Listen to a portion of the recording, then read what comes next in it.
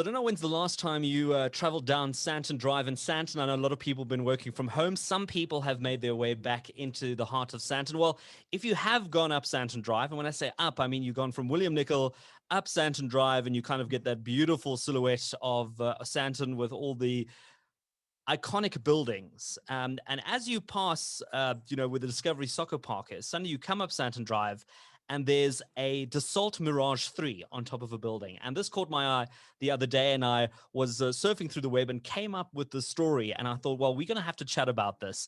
And the right person to chat to about this is Zunaid Moti. He's the chairman of the Moti Group, and he's setting up a new business on Stanton Drive there. Zunaid, thanks so much for joining us.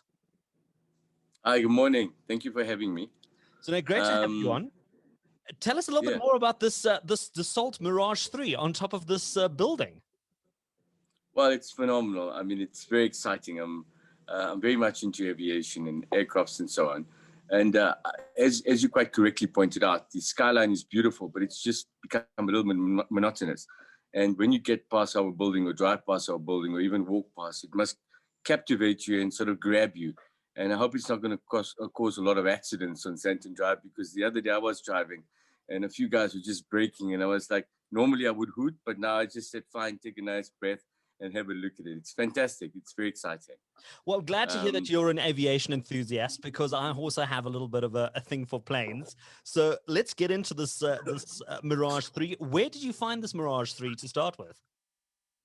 Well, the Mirage 3 was, I think, acquired by us from two companies. It took a little bit of time for us to be able to do that. Lots of compliance involved with acquiring the aircraft. You know, it's a military piece of equipment. It needed to be decommissioned. All the engine bits and needed to be removed, as well as I think it's an emergency evacuation for the pilot. That was quite interesting. When I was acquiring it, they said, do you want us to remove the emergency evacuation equipment for the pilot? I said, yeah, sure. I mean, I wouldn't want to be in there and have to press the wrong button and be flying all over Stanton, you know. So that took a lot of time. We acquired it with the authority of the government and the respective institutions in the government that require us to get permits and so on. It was very exciting because they were about to decommission these aircrafts, and they're beautiful. I mean, you can't imagine an aircraft so beautiful from the 1960s. Not much has changed. I mean, obviously technology has changed, but the aircraft looks phenomenal. I couldn't believe it was a 60s model aircraft, and it just looks very sexy and would look great in the skyline, and particularly on our new building, you know. Well, so, it stands out. I mean, there's no doubt. I mean, as you drive up that road, I mean, it's not something you would expect to see in Stanton. Do you have a little bit of service history of this plane? Do they come with sort of a bit of a logbook to tell you where it's been, what it's done? Yeah, we're acquiring the balance of the information for it. And funny enough, I wanted to manufacture or produce a book about the aircraft's history and where it's been, etc. But I don't want to create difficulty around its history. You know, these aircrafts were used obviously in combat and so on. I don't want to get involved into much history there. I do think that the aircraft wasn't used a hell of a lot. However, it was maintained in South Africa, from what I understand.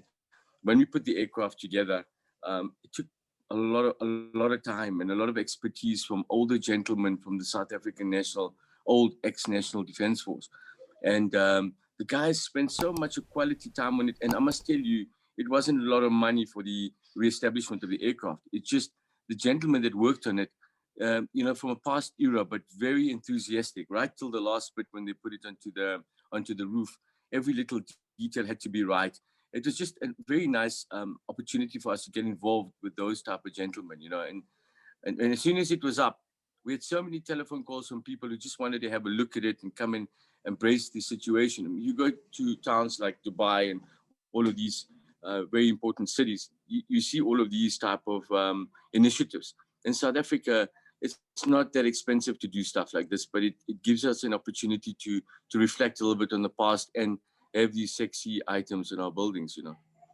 Tell us a little bit more about installing this plane on top of a building. I mean, I know what it's like trying to get your geyser replaced, but I mean, to have an entire plane, you know, planted on top of a building, and it has to also be positioned correctly. I mean, you can't just put it on top. It has to have a proper look. What was involved in that? Well, I can tell you that there was a gentleman that works for me called Michael Langlois. Fantastic guy, but he's lost all his hair and grown a beard in the process. because, in order to close that road down was such a big formality to bring those cranes in. And then we had to bring this aircraft in pieces. Literally, you first put it together. It looks fantastic. And I say, let's move it. And they go, yes, let's break it up again. And let's take it where you're going to move it. And in addition to that, on the top of the building, such a lot of engineering had to go into it because it's quite a heavy aircraft. Thank God we didn't have to, and thank God we removed the engine of the aircraft, because that was, believe it or not, a few tons. So we're up to about 7 or 8 tons that we needed to lift up onto the building, relieving behind maybe about 8 or 9 tons.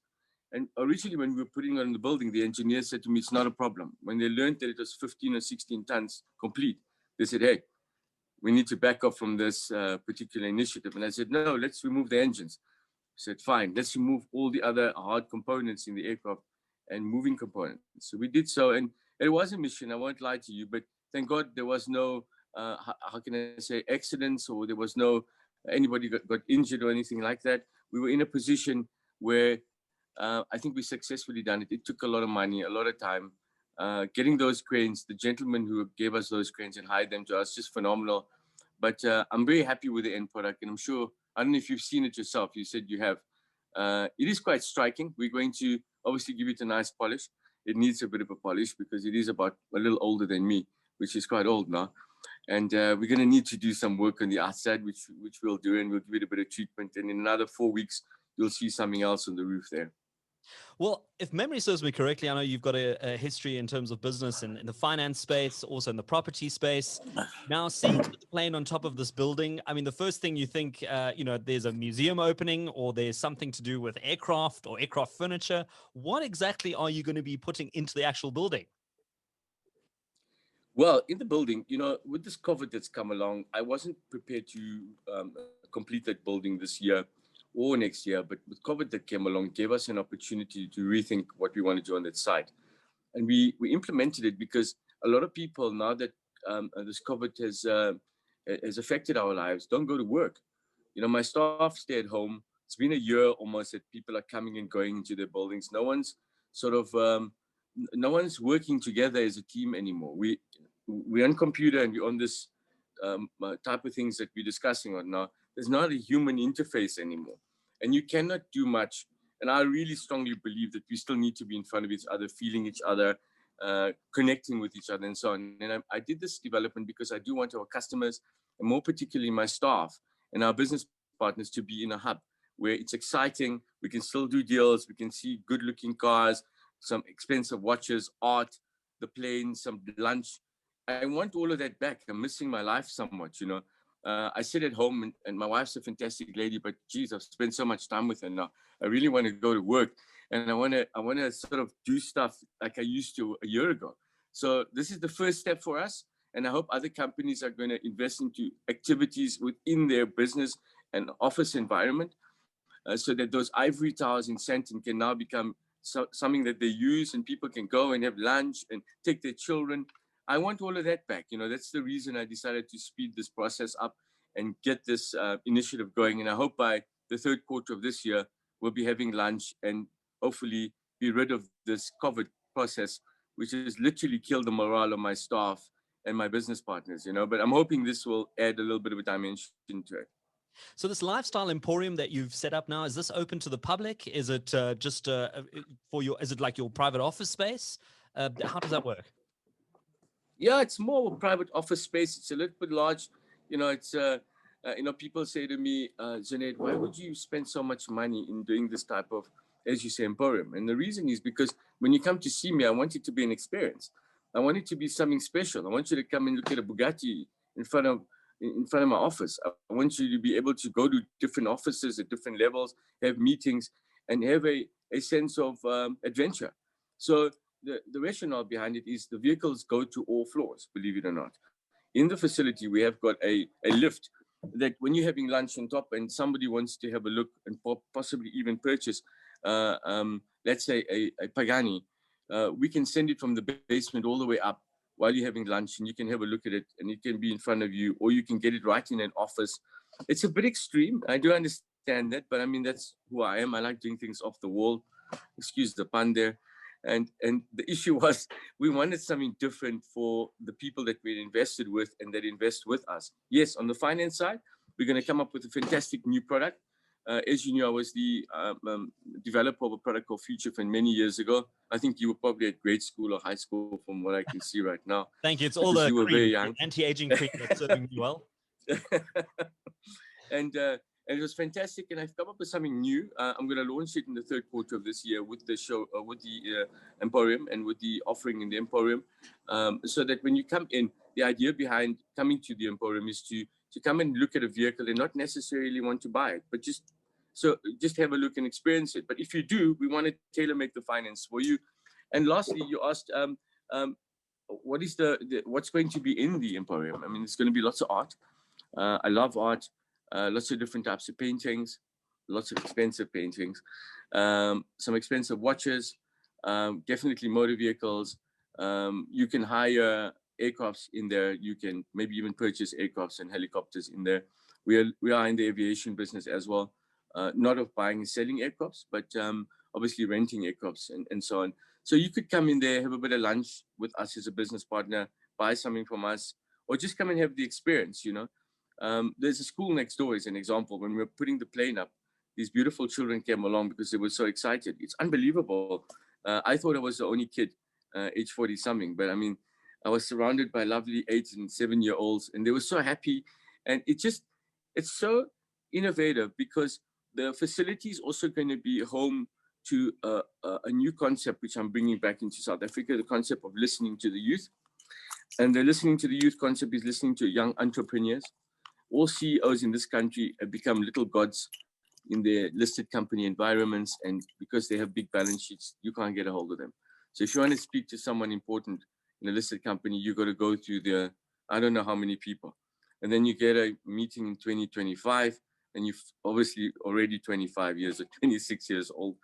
I want to give the young youth an opportunity to be able to come to the facility by appointment and tell me about what their ideas are and what their novel concepts are, what new technologies they have, and listen to it and possibly invest in it with partners. And we're going to put up a website that allows these young people to give us new ideas and innovative ideas so that we can harvest and develop young Black entrepreneurs, and not only Black entrepreneurs, but all entrepreneurs. I think that South Africa has a huge amount of talent. I just think that us, and I want to call myself old, but older guys, we just need to take a seat and listen sometimes and give them the opportunity to share with us their views and their innovation. They're a different generation. Man, I don't even understand my children nowadays. You know, they talk about things I don't understand. Even getting onto this call this morning, not that I'm allergic to technology. My wife had to do it because she's like 15 years or so younger than me, and she had to put this thing on. And I said, hey, we got 2 minutes. So I'm eager to work with young people. I'm not as sharp as I was 20 years ago, but experience hopefully is a little bit better than always being just sharp. And I want to work with young people and understand them. Recently, I've done a couple of deals with some very young people, and it's going to make a lot of money. And I was so happy about it. So the facility is also representing the aircraft. For me, is representing innovation, speed, and accuracy, and a bit of old school. You know, I'm still a bit old school. So I still want to check all the stuff out. I want to know that I'm not going to lose all my money. I want to know the risks.